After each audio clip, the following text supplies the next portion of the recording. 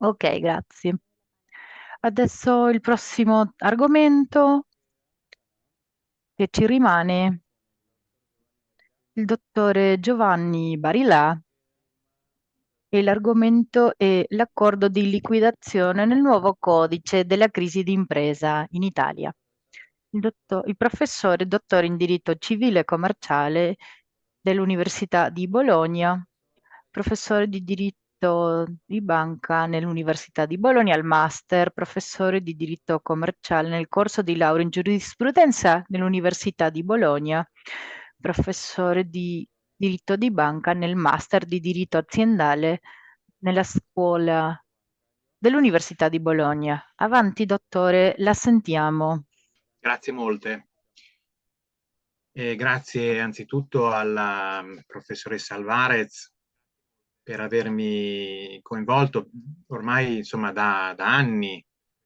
E quindi io insomma si è creato un legame importante che intendiamo insomma portare avanti. Quindi nel corso degli anni siamo anche aumentati, ci sono appunto i colleghi, il professor Guerrieri e il professor De Stasio. E chiaramente dobbiamo ringraziare di questo il professor Di Pietro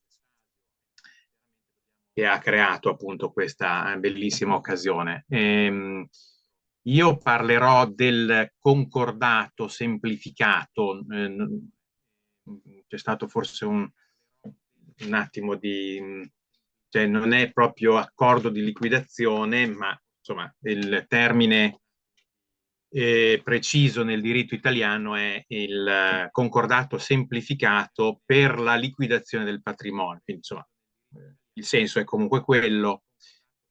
Questo istituto è un istituto nuovo che è stato introdotto con il codice della crisi che è già stato menzionato dai colleghi che mi hanno preceduto, il nuovo codice della crisi, ed è contemplato agli articoli 25 sexies e seguenti di questo codice. Ecco, ci sono altri istituti nuovi. A me piaceva ehm, tracciare un po' le linee caratterizzanti di questo istituto perché lo ritengo anche una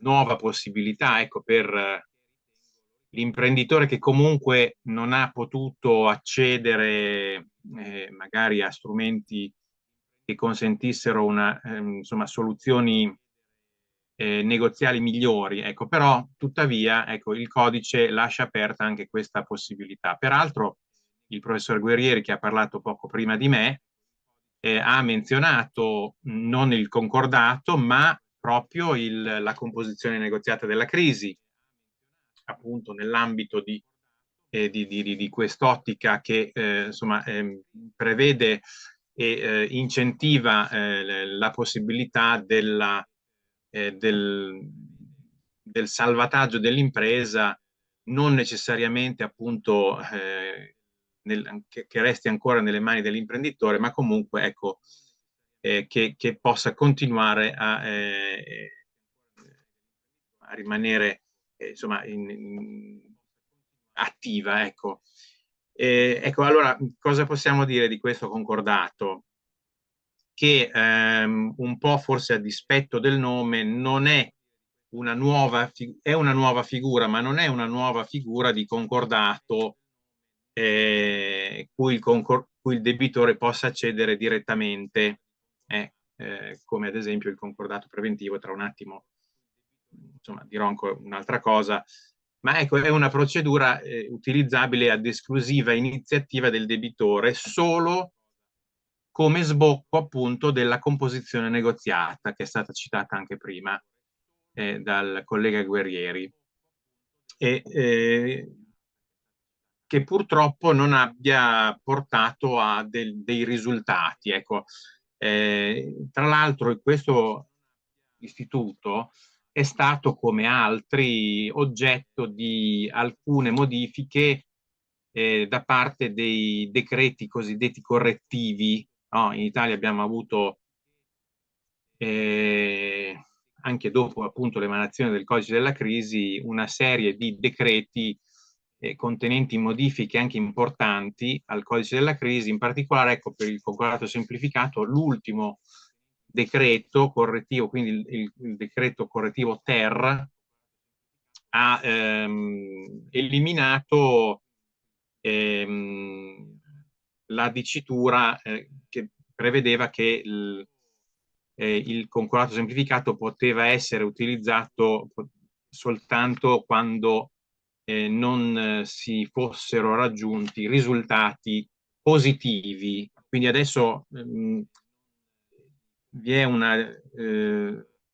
diciamo, una dicitura neutrale per cui il concordato semplificato può essere, insomma, si può fare ricorso a questo strumento semplicemente quando la procedura di composizione negoziata non ha avuto soluzione. E vi è anche qui il discorso dell'esperto, che è già stato fatto anche, già stato menzionato prima dal professor Guerrieri e anche prima dal professor Inzitari. Quindi l'esperto ha tentato di avviare insomma, prospettive di risanamento e però all'esito di queste non è stata individuata una soluzione idonea al superamento dello squilibrio patrimoniale o economico-finanziario che appunto ne rendevano probabile la crisi con l'insolvenza. Quindi in base alla norma che avevo menzionato prima, l'articolo 25 sexies del codice della crisi, l'imprenditore può presentare una proposta di concordato per la cessione dei beni nei 60 giorni successivi alla comunicazione della relazione finale redatta appunto dall'esperto nominato per la composizione negoziata al termine dell'incarico di quest'ultimo e con la quale relazione l'esperto dichiara che le trattative si sono svolte secondo correttezza e buona fede. Quindi vi richiama questa clausola generale del diritto privato proprio, trattative che non hanno avuto esito positivo e che una serie di soluzioni che ora adesso non sto qui a riprendere, non sono praticabili. Quindi cosa possiamo affermare già in prima battuta? Che il concordato semplificato può assumere soltanto la veste del concordato liquidatorio. Infatti l'articolo 23 del codice della crisi stabilisce che l'imprenditore può proporre la domanda di concordato semplificato per la liquidazione del patrimonio. E vabbè, poi insomma, adesso tralascio ulteriori specificazioni contenute anche nelle norme successive. In ogni caso, ecco, quello che insomma, emerge, direi che abbiamo potuto notare che con queste espressioni si evidenzia che il ricorso a questo tipo di concordato sia possibile solo quando, preso atto della impossibilità di un accordo con i creditori o comunque di trovare altre soluzioni concordate, rimane quale unica via percorribile quella della liquidazione del patrimonio. Il che, attenzione, non esclude, come in ogni concordato liquidatorio, la possibilità di una cessione unitaria dell'azienda o di un ramo della stessa, anche basata su un'offerta precostituita, come stabilisce l'articolo 25 septies. Insomma, ho consegnato la relazione che è a disposizione di tutti. Ovviamente non mi metto a leggerla per intero perché è più lunga e poi insomma, però appunto per eventuali dettagli rimando alla relazione e ecco, vorrei quindi far notare che il legislatore con questo istituto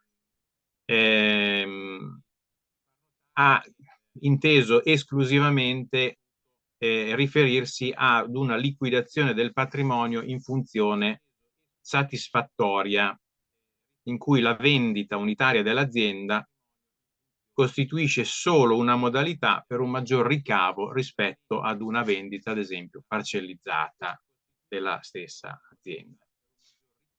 Quindi, come per richiamare quanto accennavo all'inizio, il concordato semplificato non è una sottospecie del concordato preventivo ordinario, regolamentato già sin dalla vecchia legge del 1942 e poi sottoposto a numerose modifiche, rafforzato, insomma, nel corso del tempo, ma appunto è una figura giuridica a sé, questo concordato, retta da una propria autonoma disciplina, di modo che non è possibile intendere un rinvio generalizzato delle norme alle norme del concordato preventivo. Ecco, quindi questo è sostenuto, direi, già da diversi, anche da diversi autori, anche da alcuni magistrati che insomma hanno scritto vari contributi. Quindi le norme applicabili a questo concordato preventivo, scusate, le norme del concordato preventivo applicabili a questo nuovo concordato semplificato sono quelle espressamente richiamate e non anche altre in via analogica. Ci sono colleghi autorevoli che insomma, hanno scritto manuali e che hanno sostengono questa opinione che io ritengo condivisibile. Ecco, non a caso poi si fa notare che il concordato, questo nuovo concordato è definito semplificato proprio perché non richiede una serie di requisiti e comportamenti che onerano il debitore che intende accedere e accede all'ordinario concordato preventivo. Per cui applicare al primo concordato semplificato le norme del secondo, il concordato preventivo, significherebbe in buona sostanza vanificare la portata del nuovo istituto. Bene, vado rapidamente, poi insomma, se sforerò coi tempi vi prego di dirmelo chiaramente. Ecco, alcune... Le faccio sapere, dottore, sì. Grazie. Ancora alcune cose da dire sui presupposti soggettivi ed oggettivi per l'accesso a questo istituto. A questo concordato semplificato possono fare ricorso dal punto di vista soggettivo solo e tutti coloro che possono chiedere la nomina dell'esperto per la composizione negoziata. Quella procedura, anch'essa, anche ad essa bisognerebbe dedicare un'altra relazione, che veniva richiamata dal professor Guerrieri, poiché tale nomina può chiederla qualsiasi imprenditore commerciale e agricolo che si trovi in condizioni di squilibrio patrimoniale o economico-finanziario, insomma, come dicevamo prima, come diceva Guerrieri, l'articolo 2 del codice della crisi, compreso l'imprenditore commerciale e agricolo cosiddetto sotto soglia, quindi che non gli imprenditori minori, ecco, per semplificare, sempre secondo l'articolo 2, lettera D del codice della crisi, il legislatore ha quindi voluto dare accesso a questa nuova procedura a qualsiasi imprenditore commerciale o agricolo che sia soggetto a liquidazione giudiziale, liquidazione straordinaria o a sovraindebitamento, che è una procedura che in realtà riguarda il debitore civile, ma che viene estesa anche agli imprenditori minori. quindi è una platea molto ampia, sicuramente più ampia, questa è la platea di coloro che possono accedere al concordato semplificato, più ampia di quella che può accedere al concordato preventivo, essendo quest'ultimo riservato ai soli imprenditori commerciali, peraltro, non neanche a quelli agricoli, che non siano sotto soglia, quindi imprenditori. Quanto tempo Dottore, ho? ancora siamo arrivati alla fine del tempo. Siamo arrivati alla fine, va bene. Allora, posso solo dire che appunto c'è anche il tema dell'omologazione di questo concordato, che ovviamente non tratterò, e che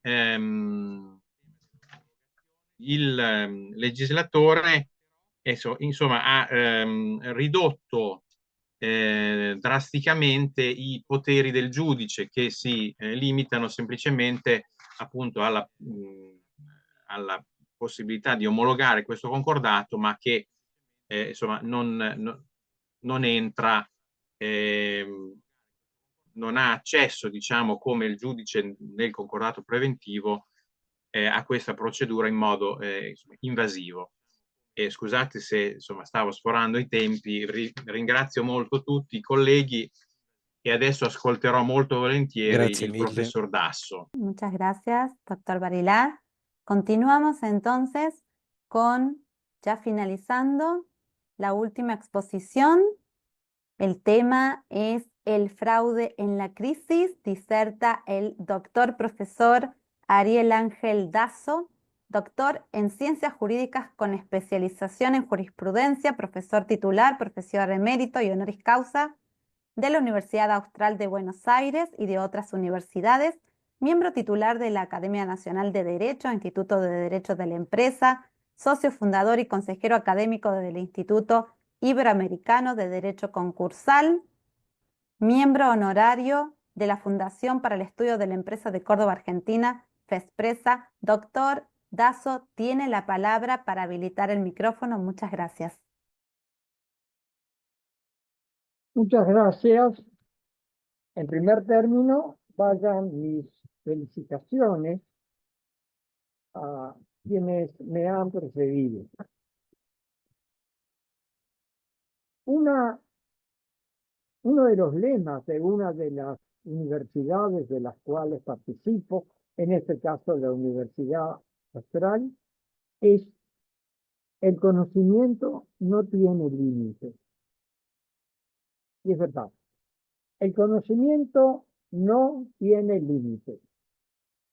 Y hoy tenemos una demostración, yo diría, operativa, empírica, práctica, eminentemente, respecto a estas magníficas conferencias de egregios profesores que nos han ilustrado, particularmente a quienes no tenemos el dominio cotidiano, permanente, del derecho italiano, y solo referimos a ellos en circunstancias especiales, algunas de las cuales están estrictamente vinculadas con nuestros estudios de derecho comparativo y particularmente también de la aplicación del derecho comparativo al caso concreto. Recuerdo siempre en esa materia una de las frases que está atribuida a uno de los hermanos Legar, que fueron precursores en la permanente discusión de la validez de la comparación como una puerta abierta a la inteligencia del derecho, con una frase que ciertamente es casi gráfica y que la expresaba en este término: seremos mejores derechos franceses si conocemos el derecho inglés. Y es así, es así. ¿Cuántas veces en nuestro medio, frente a apreciaciones que algunas veces con una exageración propia de la literalidad del sistema positivo, alguien con el manejo del tribunal Un juez concretamente nos ha dicho los argumentos no tienen sustento, carecen de operatividad. ¿Es cierto? No, no es cierto. No es cierto, de ninguna manera. Un ejemplo lo citaría con aquella cita frecuente de una sentencia del Tribunal de Weimar en Alemania, fundada totalmente en el derecho estadounidense y particularmente en la jurisprudencia estadounidense. Eso así cuando la literalidad del derecho positivo o aún solo la razonabilidad de la norma explícita aparece en contradicción con la hipótesis del caso. Texto que frecuentemente, situación que frecuentemente es citada por Carl Smith en sus magníficas conferencias sobre las reflexiones sobre el derecho, interminables, por cierto. En este estadio, precisamente, alguien que exponga sobre el tema habrá de tener presente permanentemente todas y cada una, no solo de los grandes cauces del derecho, sino de sus meandros, de sus colaterales, de sus afluentes, o de aquellos que no siendo los más grandes, aún siendo pequeños, van siempre a aflorar al mismo océano. El mismo océano es el del conocimiento.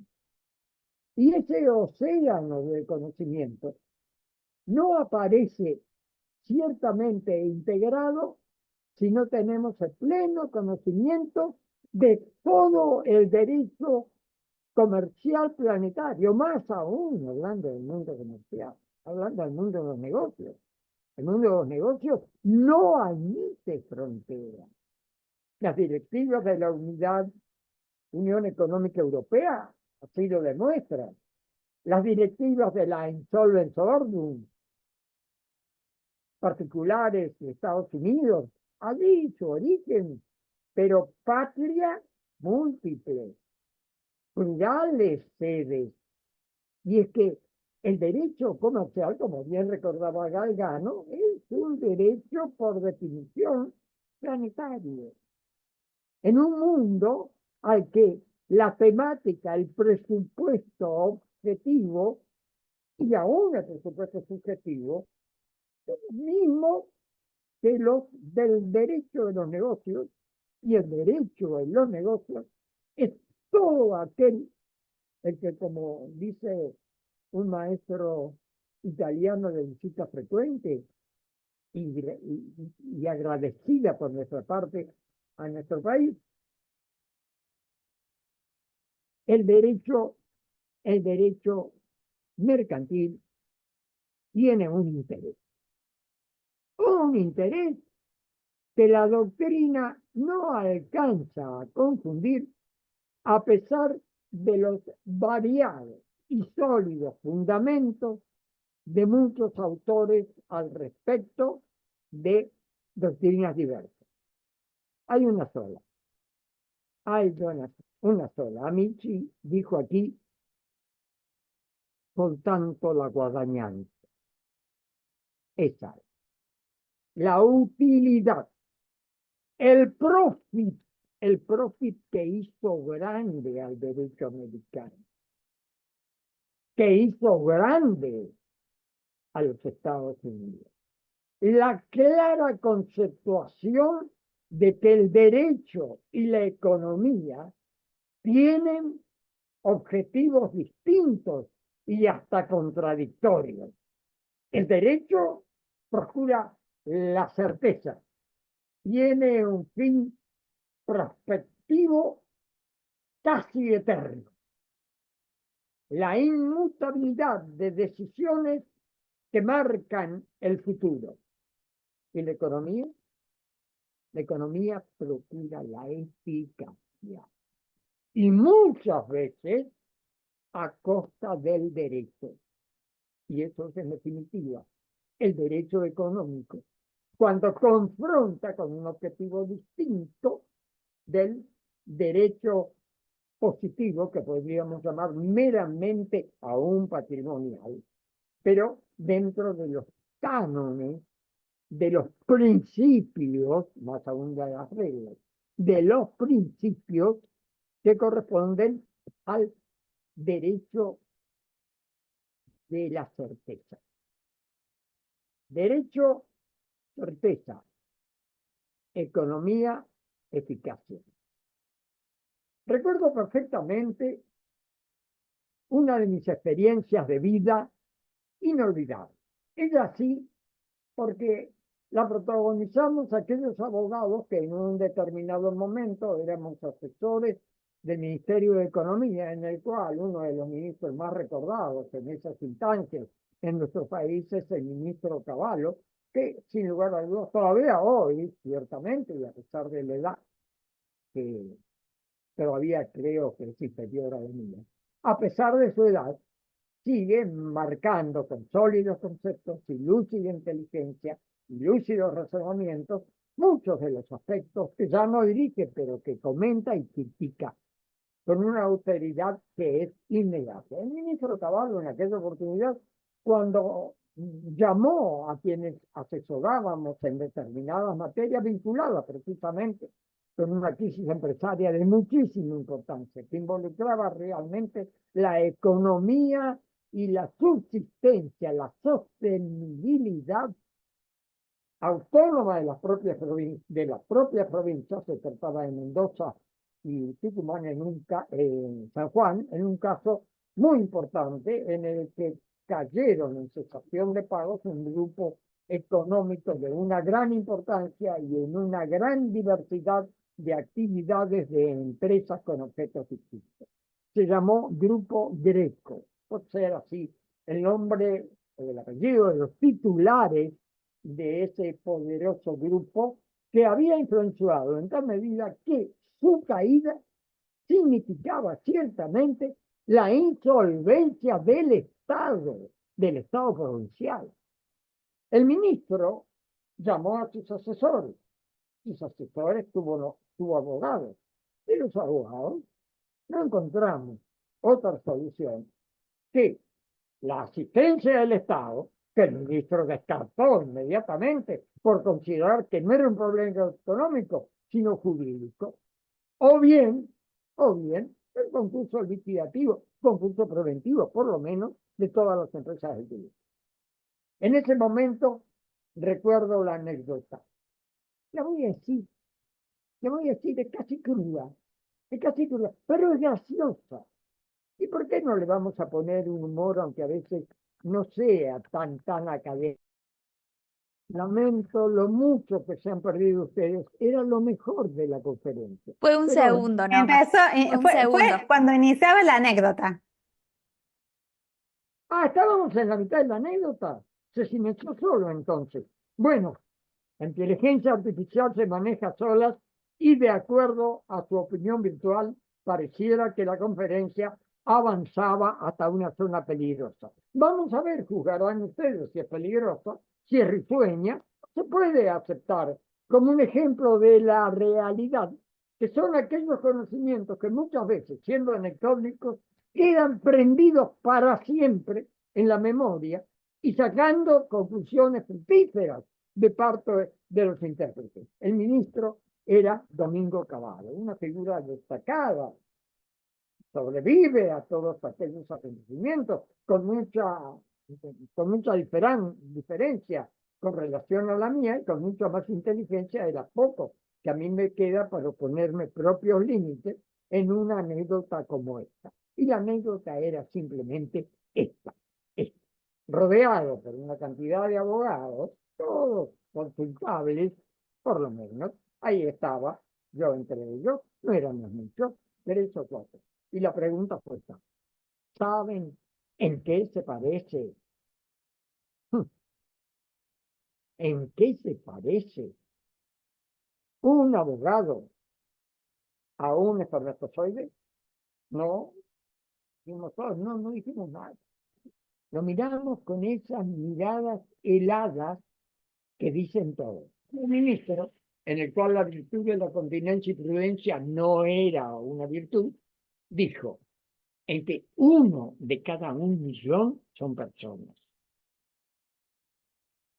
¡Qué duro! Pero tenía razón para hacerlo. Todos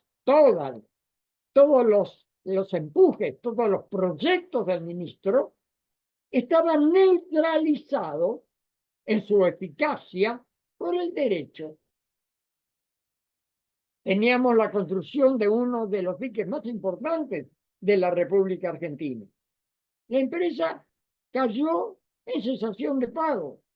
No podía entender un economista que esa empresa, de la cual dependía la producción eléctrica del país, estuviera impedida de continuar una actividad productiva que no fuera sin la asistencia del Estado, sin el derecho. Y el derecho no lo permitía. Debía atender al acuerdo con los acreedores. Y la empresa beneficiaria, en este caso adjudicataria lícitamente, sin lugar a dudas, de una intervención de un contrato con el Estado para construir el dique más importante, la represa más importante del país, no podría ya hacerlo sin el consenso acordado de sus acreedores. No podía entenderlo, y este es uno de los casos en los cuales el ministro quiso actuar en fraude del derecho, autorizándolo por un mero decreto de necesidad de urgencia, o bien, y consultó a quienes fuimos sus asesores. Y entonces le advertimos que el derecho no permite los abusos de la economía en detrimento del equilibrio y del resguardo de acreedores y del crédito.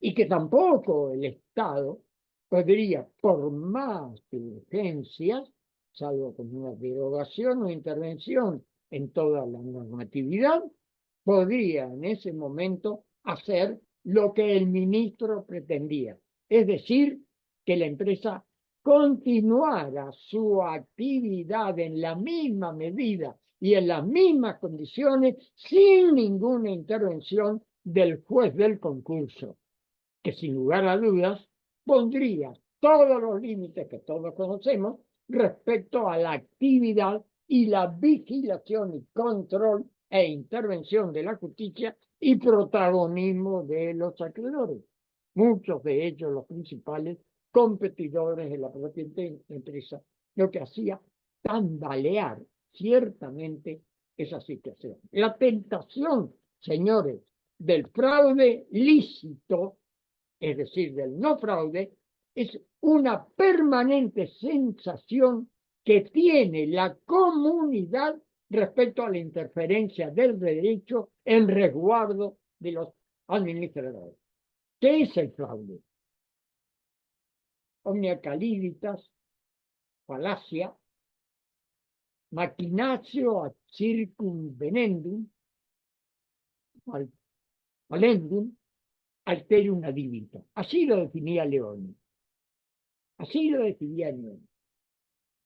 Omnia caliditas, todo silencio. Omnia falacia, toda mentira.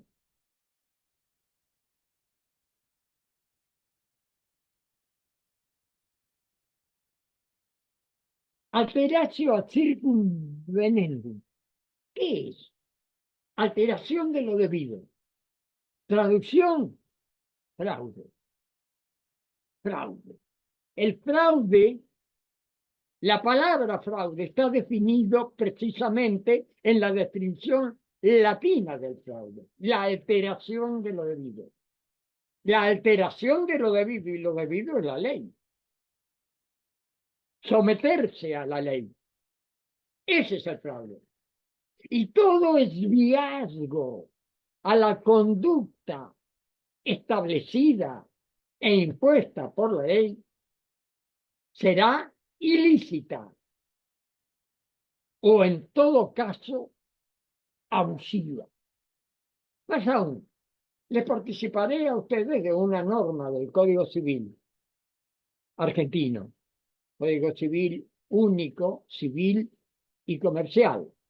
Desde luego que la audiencia que maneja el derecho comparado posiblemente se haya detenido en esa norma, porque es una de las inclusiones más importantes de la última reforma del Código Civil y Comercial, llamado único del año 1995.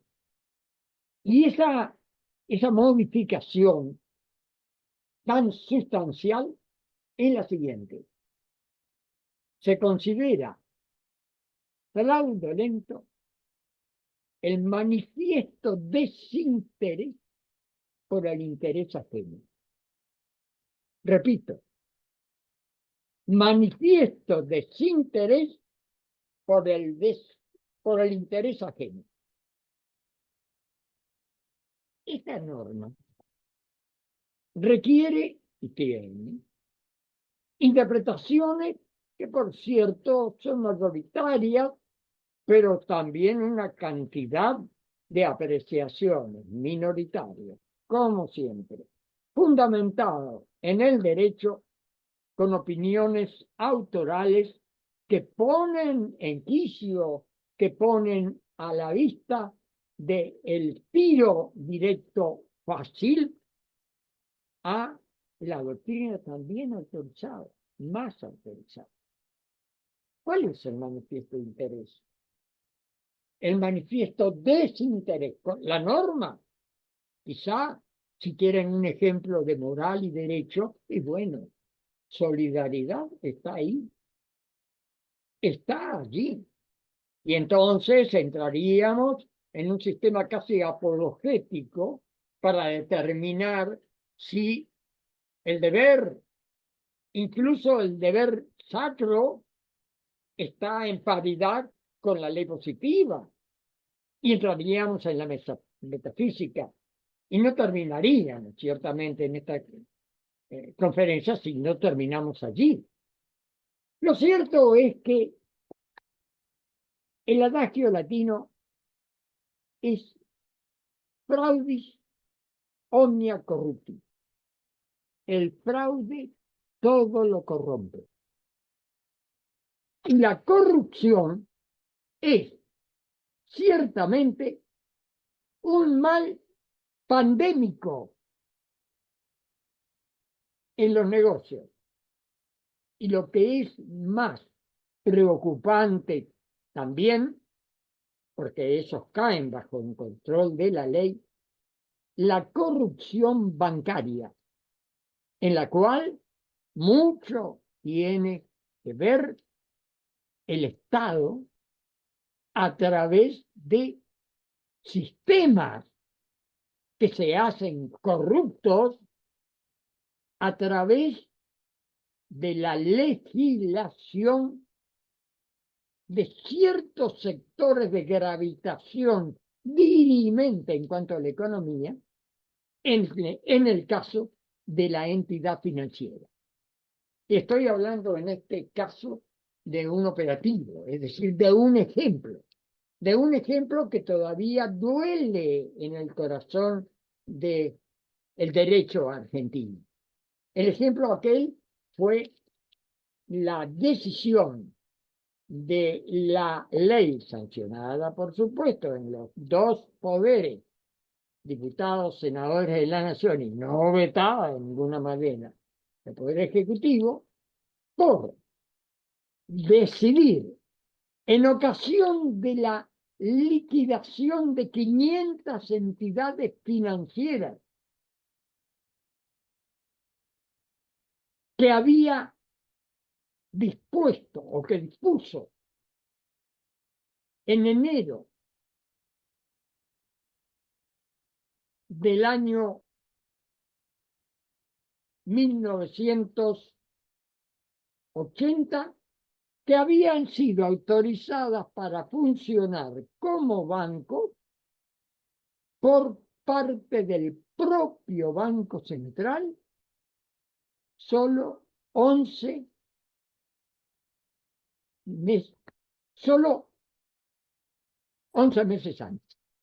Esto es, el Banco Central autorizó en una sola resolución a 500 entes financieros en convertirse en bancos.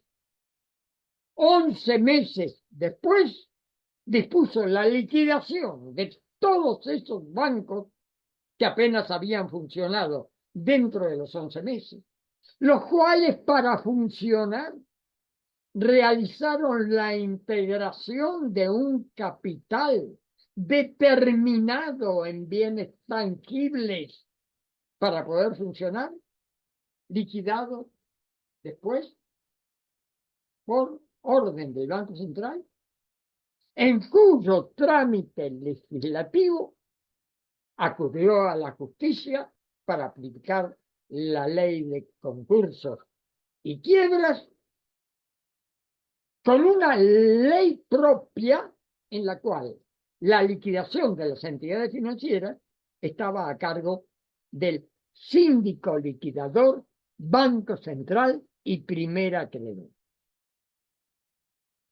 La literatura argentina no ha tratado realmente debidamente ese escarnio a la buena fe.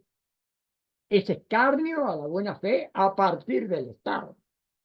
Porque el Banco Central es uno de los órganos en el que políticamente y aún estructuralmente, por su carta de organización, por sus estatutos, tiene obviamente un contenido de dirección y administración indudablemente política. Su autonomía no puede generar ser exclusivamente el guardián de la moneda,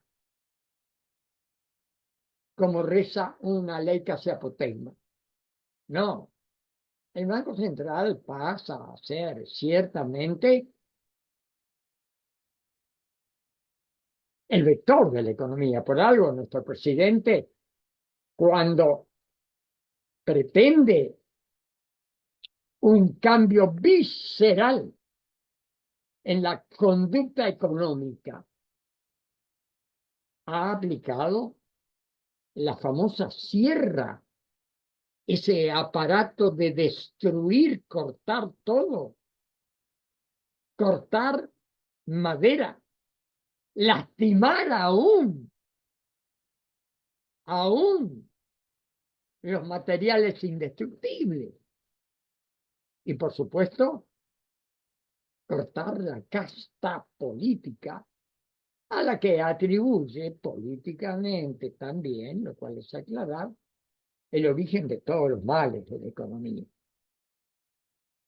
Esta realidad nos muestra a nosotros frente a una situación que, hablamos del derecho comparado, bien puede colocarse como ejemplo de un fraude lícito, de un fraude cometido por el Estado, que no es el incumplimiento de su deuda, por la cual entrará en el default soberano, que tiene soluciones.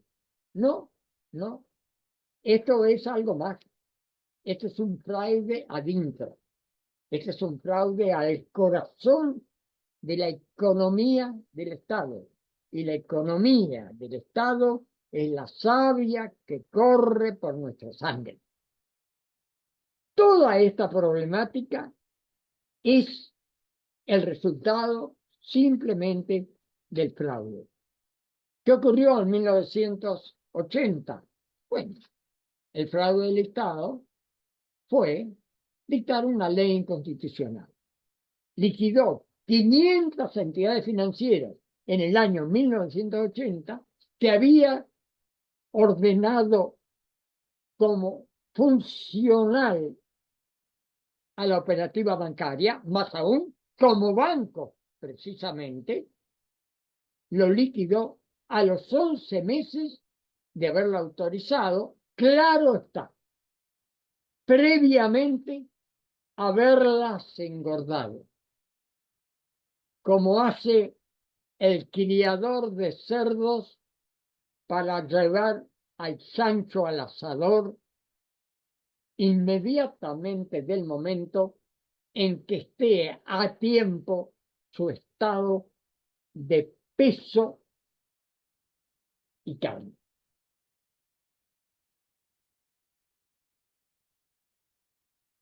A veces la organización del Estado es, como dice alguna estrofa gaucha de nuestro código gaucho, el Estado es tan peligroso como el peligro que dice aventar. Y cuando se llega a estamos en el fraude del Estado. 500 liquidaciones de entidades financieras creadas y autorizadas por el Banco Central, después de haberle exigido la patrimonialización con bienes materiales de un límite que llegó a un esfuerzo muy grande de todos sus accionistas, liquidarlas inmediatamente, 11 meses después de haber empezado a funcionar, sosteniendo la existencia de la falta de respuesta a las normas creadas para su autoridad de control, que era el propio Banco Central. Con este aditamento, echarle el fardo, el pesado fardo a la justicia y asumiendo en la misma ley de liquidación, aprobada obviamente por el Estado, la misma ley de liquidación, asignar la función de síndico liquidador al primer acreedor. Adivinen quién es, el Banco Central. Fraude. Omnia caliditas, falacia, machinatio circumvenendum, falendum, alterum habilitas. Fraude. Todo silencio. Toda mentira. Toda alteración de lo debido. Toda alteración de lo debido. Ilicitud pura. Delincuencia. Fraude. ¿Fraude de quién? Del Estado, que liquidará los despojos, los remanentes de su propia corrupción. Estoy poniendo el dedo en la llaga, pero el tiempo pasó. Pero el Banco Central está. Pero el Banco Central está. Y existe en todo esto una posición también ideológica, sistemática, jurídicamente sostenible. Es imprescindible el Banco Central. En duda, todos los países lo tienen. Sin embargo, nuestro presidente, que es un economista realista, simplemente atípico, más que simplemente complejamente atípico, puso su símbolo, la sierra, en todos sus discursos, para decir, liquidemos al Banco Central, carajo. No exagero. Uso sus palabras. Uso también su visión de esta temática. De más está decir que no lo pudo someter a la sierra que fue su emblema y sigue siéndolo. No pudo. Banco Central tienen todos los países del mundo y bancos internacionales que son bancos de bancos centrales también lo son. Y corporaciones que no son bancos pero que tienen la fachada del banco, hasta el nombre del banco y hasta el tipo de banco, también lo saben. Se llama fraude. Recuerdo en este caso unas palabras de Paul Volcker, que siendo el director del Tesoro de Estados Unidos en la República Argentina, más aún en una conferencia multitudinaria que dio en el Hotel Alvear, en la sede, en el gran salón de actos del Hotel Alvear de Buenos Aires, que es un hotel tradicional, uno de los más importantes, en el cual Paul Walker terminó su conferencia con estas palabras. Todos conocemos el fraude, pero lo sancionamos siempre después que acontece. El mal del fraude es inevitable. Claro que es inevitable. Por definición, dijimos que es el fraude. Todo silencio, toda mentira, toda alteración de lo debido, todo hacer aparecer algo, ni siquiera bajo sospecha, mentira, con apariencia de verdad, más que la verdad, de imperio de la justicia legal. Ese es el fraude. Y el mal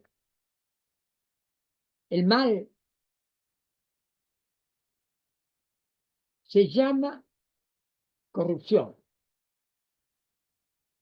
Y esa corrupción es tan pandémica como es la quiebra.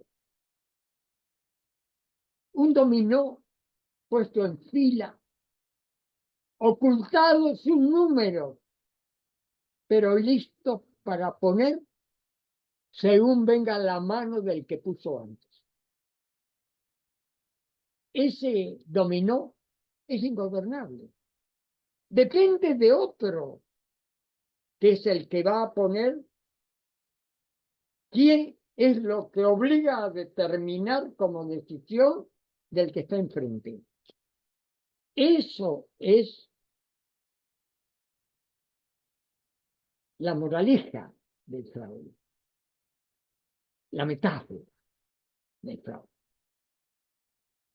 Omnia caliditas, omnia falacia, la maquinación está y es ilícita en cuanto al ámbito privado, pero en el Estado, allí es mortal, porque extingue por lo menos la confianza y la fe, que es el sustento de toda relación convencional, moral y patrimonialmente lícita. Yo soy un ladrón, pero soy una víctima de lo que robo. El tiempo. Siempre robé el tiempo.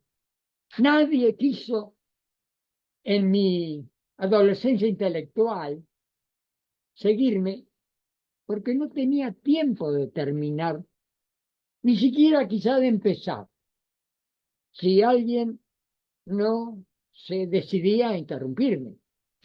Yo creo que la tarjeta roja, que igual que en el campo futbolístico de las pasiones populares, significa el basta, con usted no se puede jugar más, creo que tuvo una causa bastante determinante en mis excesos con el tiempo.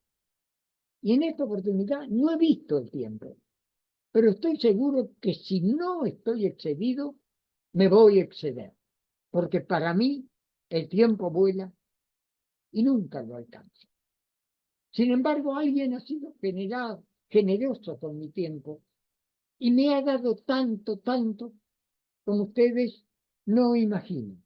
Solamente podrían imaginarlo si vieran la fecha del acta de mi nacimiento, que yo oculto, por supuesto, y no se los voy a decir. Señores, mi tiempo,